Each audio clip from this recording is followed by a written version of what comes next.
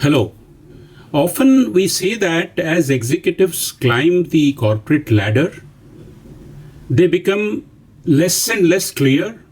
And instead of telling things which have fundamental value, they resort to jargons or technical words to express things, to show their seniority, to show that they know things.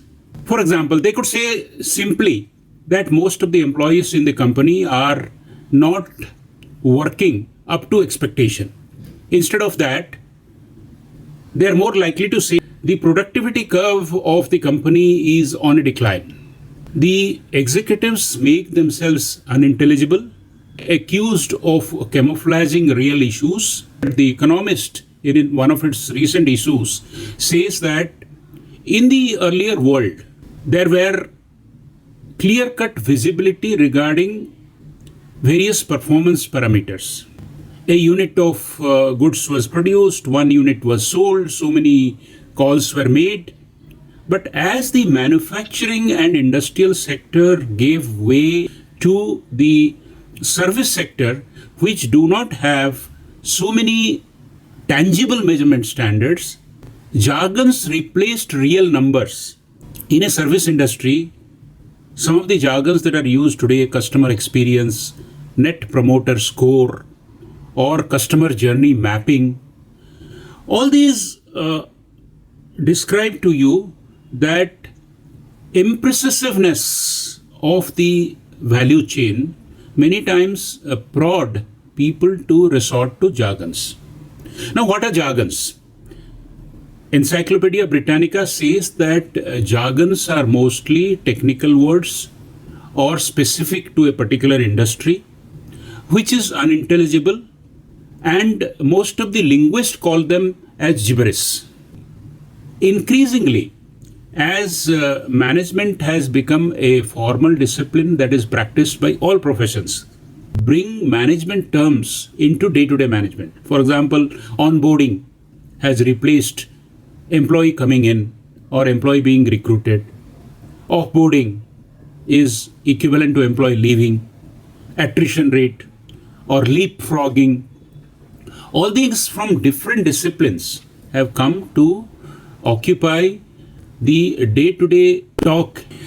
Jargons could have a purpose, but many times they could be very, very irritating.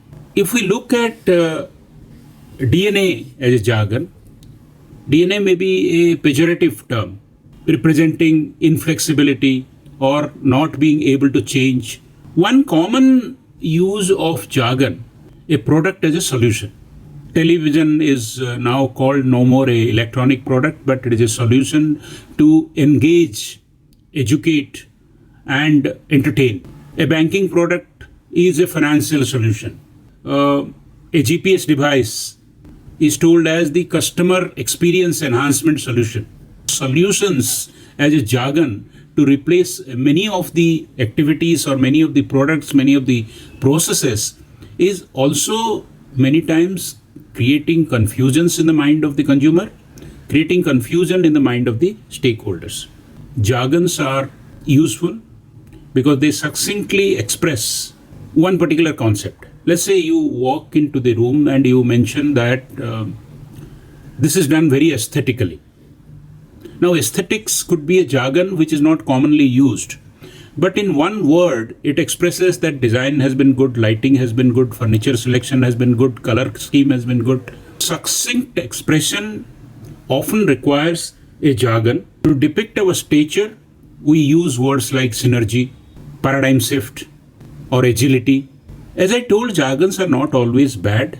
Jargons also represent cross-fertilization of ideas across sectors. Expressions borrowed from many other disciplines, especially the digital discipline, is seen everywhere. For example, something which is becoming second nature is today told as he's hardwired to do something. That means consistency of performance is called hardwired.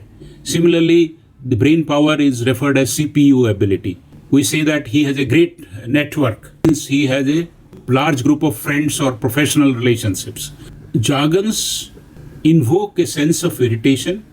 They are to be used judiciously in order that the discussions doesn't look pedestrian. It definitely gives that elan or glamour, but excessive use is always a no-no. That depending on subject, depending on the audience, depending on message, what kind of jargons to what extent, or whether jargons have to be followed by illustrations, followed by examples in order to drive home the point and not to obfuscate this sense of truth. Thank you very much.